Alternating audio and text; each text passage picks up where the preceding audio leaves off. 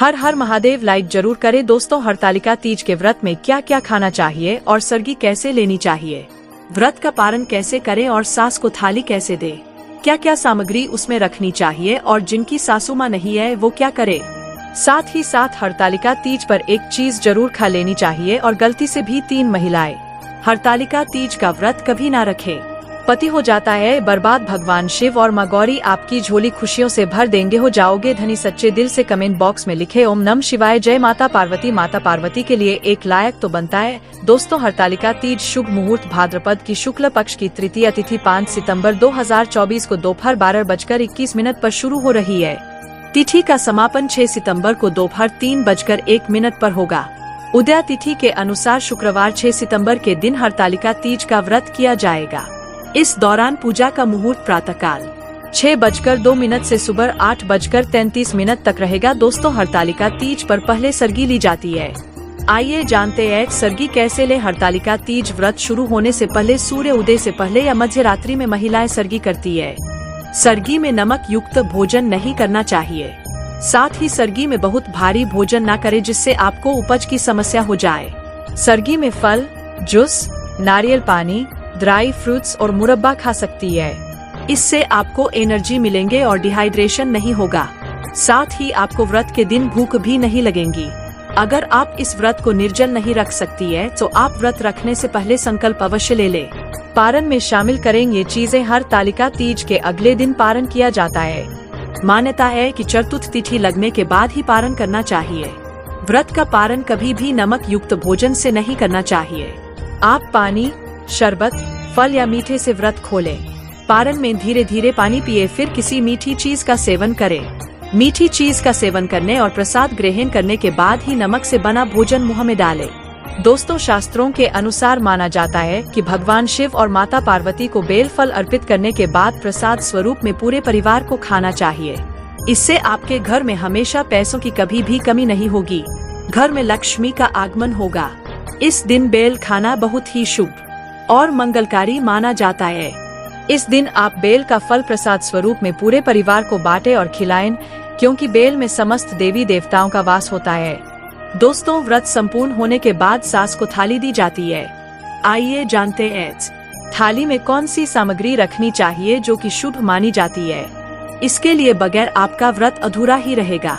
थाली में आप कोई सुंदर साड़ी, सफेद मत देना तथा बिंदिया, बिछिया, चूड़ियाँ, मेहंदी, महावर तथा नेल पॉलिश, कुमकुम, कंघी, मिठाइयाँ और दक्षिणा अवश्य डालें।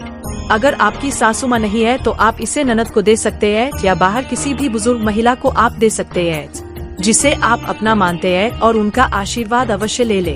तभी ही व्रत संपूर्ण और सफल माना जाता है। दोस्तों हरतालिका तीज के व्रत में तीज माता को ये 3 चीजें कभी अर्पित नहीं करनी चाहिए। ये 3 चीजें माता को चढ़ाने से व्रत टूट जाता है, पति पर घोर विपदाएं आ जाती है और उल्टा आप पाप के भागीदार हो जाते हैं। ऐसा घोर पाप कभी मत करना। आइए जानते हैं।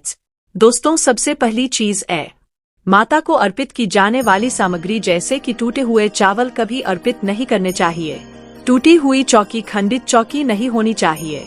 चौकी पर हमेशा लाल कपड़ा बिछाना चाहिए। मंदिर में भूल कर भी माचिस नहीं रखनी चाहिए, बहुत ही अशुभ माना जाता है। इस दिन फलों में नाशपाती कभी अर्पित नहीं करना चाहिए। हरतालिका तीज पर सफेद कपड़ा कभी दान नहीं करना चाहिए और न ही पहनना चाहिए। इस दिन जितना ज्यादा हो सके हरे, पीले, गुलाबी, लाल रंग पहनना बहुत ही शुभ माना जाता है। दोस्तों हरतालिका तीज पर माता को श्रृंगार अर्पित किया जाता है। श्रृंगार हमेशा नया होना चाहिए। टूटा हुआ श्रृंगार अर्पित नहीं करना चाहिए। माता की पूजा में कलश पर हमेशा नारियल को लेटा कर रखना चाहिए। खराब नारियल अर्पित नहीं करना चाहिए तथा पूजा में टूटे हुए चावल अर्पित नहीं करना चाहिए। दोस्तों हरतालिका तीज पर कभी किसी की चुगली आदि नहीं करनी चाहिए। इस दिन कनोइस पति पत्नी को दूरी बनाकर रहना चाहिए। सात्विक भोजन करना चाहिए। इस दिन बड़ों का ध्यान पूर्वक सम्मान करें। इस दिन मुख से गंदे विचार न बोले, क्योंकि यह व्रत पति से संबंधित है, इसीलिए पति का सम्मान करें। पति को भूलकर भी गाली ना दे। इस दिन लहसुन प्याज का खाना घर के अंदर नहीं बनाना चाहिए। मांस मदिरा आपके आसपास भी ना हो। शास्त्रों के अनुसार अगर आप हरतालिका तीज का व्रत न रख सके तो कम से कम अपने हाथों में हरी भरी चूड़ियां अवश्य पहनें। मेकअप, श्रृंगार आदि अवश्य करें, इससे आपके पति पर कष्ट नहीं आएंगे। दोस्तों, मासिक धर्म में हरतालिका तीज का व्रत अवश्य रखना चाहिए, परंतु देवी देवताओं की प्रतिमा को स्पर्श न करें। व्रत का पालन आप वैसे ही करें जैसे आप बाकी दिनों में करते चले आ रहे हैं। इससे आपको उतने ही फल की प्राप्ति होगी, जीतने के आप हकदार हैं। दोस्तों, हरतालिका तीज पर शाम के समय घर की 3 चीजें कभी किसी को नहीं देनी चाहिए, नहीं तो आपके घर की लक्ष्मी हमेशा के लिए दूसरों के घर चली जाएगी। पहली चीज है नमक। शाम होते ही घर का नमक किसी को नहीं देना चाहिए और ना ही लेना चाहिए। दूसरी चीज है तेल। शाम ढलते ही घर का तेल किसी को नहीं देना चाहिए। दोस्तों, तीसरी चीज है दूध। हरतालिका तीज पर शाम के समय घर का दूध कभी किसी को नहीं देना चाहिए, नहीं तो आपके घर में से सुख समृद्धि सब चली जाएगी। दोस्तों, हरतालिका तीज का व्रत 3 शादीशुदा महिलाओं को गलती से भी नहीं रखना चाहिए, बहुत बड़ा अपशगुन माना जाता है। ऐसी महिलाओं का व्रत कभी सफल नहीं होता, महापाप माना जाता है, माता पार्वती हो जाती है, क्रोधित लगता है, श्राप। आप ऐसी गलती कभी ना करें। दोस्तों, नंबर 1, चरित्रहीन महिला व मन में गंदे विचार। एक चरित्रहीन महिला की आराधना से हमेशा दूर रहते हैं भगवान। ऐसी महिला की पूजा कभी स्वीकार नहीं होती। अगर हम शास्त्रों की माने तो अगर आपके मन में गलत विचार आते हैं और आप दूसरों के प्रति गलत भावना अपने मन में रखते हैं तो आप भगवान की पूजा कभी नहीं कर सकते। ऐसी शादीशुदा महिलाओं से हमेशा क्रोधित रहती है माँ पार्वती। माँ इनकी पूजा कभी स्वीकार नहीं करती। अगर आपका मन आपके पति के लिए सच्चा है तभी ही पूजा व्रत आदि स्वीकार होती है। आप हरतालिका तीज व्रत रख सकती है। माँ पार्वती साक्षात ऐसी महिलाओं को आशीर्वाद प्रदान करती है। दोस्तों, नंबर 2, अधूरी शादी। खासतौर से सुहागिन स्त्री के लिए हरतालिका तीज का व्रत बहुत ही महत्वपूर्ण माना जाता है। लेकिन क्या आप जानते हैं, शास्त्रों के अनुसार जब तक आप हिंदू रीति रिवाजों के साथ शादी नहीं कर लेते, यानी 7 फेरे नहीं ले लेते, तब तक आप इस व्रत को रखने में सक्षम नहीं है। शास्त्रों में इस बात की कतई मनाही है। अगर आपने कोर्ट मैरिज भी की है तो भी आप इस व्रत को रखने में सक्षम नहीं है। पहले आप अग्नि के 7 फेरे ले, तभी ही आप हरतालिका तीज का व्रत रख सकते हैं। और अगर आप शास्त्रों के विरुद्ध ऐसा करते हैं तो आप पाप के भागीदार बन सकते हैं। माता पार्वती आपसे नाराज हो सकती है। दोस्त, तो नंबर 3, कुंवारी कन्याएं हरतालिका तीज का व्रत रख सकती है। अगर पाना है अच्छा पति तो हरतालिका तीज का व्रत कुंवारी कन्याएं अवश्य रखें। दोस्तों, शास्त्रों के अनुसार हरतालिका तीज पर चावल का दान बहुत ही शुभ माना गया है। कहा जाता है कि हरतालिका तीज पर चावल का दान करने से शुक्र ग्रह से संबंधित सभी दोष समाप्त हो जाते हैं, परिवार में सुख शांति आती है। माता गौरी और भगवान शिव दोनों हाथों से व्यक्ति की झोली भरेंगे। माना जाता है कि हरतालिका तीज पर गुड़ का दान करने से उत्तम फल प्रदान होता है। इस दिन गरीबों को गुड़ का दान करने से महिलाओं को स्वास्थ्य लाभ मिलता है, पति सदैव कामयाब रहता है, घर में दौलत का आगमन होता है, कनौज धन, लक्ष्मी, सुख, समृद्धि सब कुछ हासिल हो जाता है। गुड़ का दान करने से रिश्तों में मिठास आती है, जीवन सुगम हो जाता है। दोस्तों, अब जानते हैं हरतालिका तीज पर जो लड़की मायके से ये 3 चीजें लेकर ससुराल जाती है वो अपने पति को कंगाल कर देती है, आबाद की जगह बर्बाद कर देती है। मित्रों, आज की ये वीडियो विवाहित स्त्री पुरुषों के लिए बहुत ही महत्वपूर्ण है। अक्सर कुछ गृहस्थ लोगों के जीवन में उथल पुथल मची रहती है। कोई अपनी पत्नी से परेशान है तो कोई पति से, कोई घर वालों से दुखी है तो कोई ससुराल वालों से। लाखों लोगों की जिंदगी में यह समस्याएं बनी रहती है।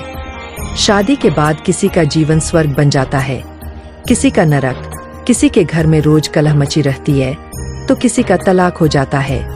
लड़कियों की बात करें तो कुछ लड़कियां शादी के बाद अपने ससुराल को स्वर्ग बना देती है और कुछ स्वयं भी दुखी रहती है और ससुराल वालों का भी जीना हराम कर देती है। इस वीडियो में मैं बताऊंगा कि जो लड़कियां अपने मायके से ये 3 चीजें लेकर ससुराल जाती है वे अपने पति को कंगाल कर देती है। वे 3 चीजें कौन सी है जो लड़कियों को मायके से अपने ससुराल के लिए कदापि नहीं ले जानी चाहिए। 1108 मित्रों, अगर हमारे घर की उन बहन बेटियों ने इस वीडियो पर अमल कर लिया तो विश्वास मानिए शादी के बाद उनके जीवन में सुख शांति होगी, ससुराल वालों का प्यार होगा, उनका उनके पति से कभी झगड़ा नहीं होगा। दर्शक बंधुओं, एक समय की बात है, किसी गांव में एक सेठ रहता था।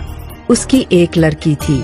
सेठ अपनी लड़की से बहुत प्रेम करता था, बहुत ही प्यार करता था। लड़की के लिए अपने प्राणों से ज्यादा प्यार करता था और कहते भी है कि हर लड़की से उसका पिता बहुत प्रेम करता है। ऐसा कौन होगा जो अपने बच्चे को प्यार ना करता होगा। 1143 माँ बाप के लिए बच्चे सुंदर हो या क्रूप हो, काले हो या गोरे हो, इससे कोई फर्क नहीं पड़ता। बच्चे तो बच्चे होते हैं। वो सेठ भी अपनी लड़की से बहुत प्रेम करता था। इतना प्रेम करता था कि उसके कहते ही हर इच्छा उसकी पूरी कर देता था। बड़े लाड प्यार से उसने अपनी बेटी को पाला था। बेटी की जुबान पर कोई भी बात आती उससे पहले ही पिता उसकी डिमांड पूरी कर देता था। क्नोइस और मैं अक्सर कहा करता हूँ कि अधिक लाड प्यार भी पूर्ण स्वतंत्रता औलाद को बिगाड़ देती है। उसने कहा कि पिताजी मैं ऐसा पहनूंगी, तो पिता ने कहा कि ठीक है बेटी तुम ऐसा पहनो। बेटी ने कहा कि मैं ऐसे नहीं रहूंगी, तो पिता ने कहा ठीक है बेटा तुम्हारी जैसी मर्जी हो वैसे रहो, तुम्हें कौन रोकता है। आखिर तुम हमारी इकलौती पुत्री हो। मित्रों, मेरा आपसे निवेदन है कि अपने बच्चों से प्यार करो, बहुत प्यार करो, अपनी बेटियों से खूब लाड प्यार करो, लेकिन याद रखना इतना प्यार अपनी बेटियों से मत करना कि उनका भविष्य खतरे में पड़ जाए, क्योंकि तुम्हारी बेटी को दूसरे के घर में भी जाना है। एक बात याद रखना, कितना भी लाड प्यार कर लेना, लेकिन बेटियों के स्वभाव पर ध्यान जरूर देना। कहते हैं 90% ससुरालें खराब नहीं होती, 90% हमारी बेटियों का स्वभाव खराब हुआ करता है। ध्यान रहे, आपको विचार करना है। इतना लाड प्यार मत करो कि वो लड़की आपकी जिद्दी हो जाए, वह बड़े छोटों का भेद भूल जाए, मान मर्यादा भूल जाए, वह यह भूल जाए कि मैं एक भारतीय नारी हूँ। उसके लिए सुख सुविधाएं दो, कौन रोकता है। 1311 पर इतनी मत देना कि कल तुम्हारे लिए उसका प्यार दुखदाई बन जाए। मित्रों, सेठ ने भी अपनी लड़की से इतना प्यार किया, इतना प्यार दिया कि लड़की का स्वभाव बिगड़ गया। लड़की जिद्दी हो गई, उसकी स्वतंत्रता में उसके संस्कार नष्ट हो गए। एक बात याद रखना, लड़ने वाली बहू से घर नहीं चलता। जो खुशियां बांट सके ऐसी बेटी अपनी बनाकर के तैयार करो। सेठ के लाड प्यार में लड़की सारी मर्यादाओं से अनभिजिया रह गई। 8 बजे सोकर उठती थी, कोई कुछ कहता था तो 1000 जवाब देती, झुंझला करके बातें करती थी। मित्रों, मेरा उन बेटियों से कहना है कि ये तुम्हारा गुस्सा होना, ये तुम्हारा खींचना माँ बाप तो बर्दाश्त कर लेंगे, लेकिन ससुराल वाले बर्दाश्त करने वाले नहीं है। ध्यान रखना, माँ बाप तो आपका हर जवाब सुन लेंगे, आपके सारे नखरे उठा लेंगे, लेकिन जब तुम विवाह करके ससुराल जाओगी तो तुम्हारी कमियों को पीहर में तो बर्दाश्त किया जा सकता है, लेकिन तुम्हारे गलत स्वभाव को ससुराल में कोई भी बर्दाश्त नहीं कर सकता। धीरे धीरे वो लड़की अपनी जिंदगी में बहुत बड़ी अहंकारी होती चली गई, घमंडी हो गई। एक दिन सेठानी सेठ को समझाती है कि देखो जी, तुम जो इसके लिए करते हो, तुम्हारे इसी प्यार की वजह से अब वो जिद करने लगी है, सबको बात बात पर जवाब देने लगी है। पिता ने कहा बच्ची है, सब ठीक हो जाएगा। पत्नी ने कहा जी, उसे आप बच्ची समझ के मत छोड़िए, आपका ये प्यार आपकी उस बच्ची का जीवन बर्बाद ना कर दे। बच्चे की हर डिमांड पूरी करके आप थोड़ी देर तो खुश हो जाओगे, लेकिन यह आदत यदि बच्चे को लग गई तो जिंदगी भरा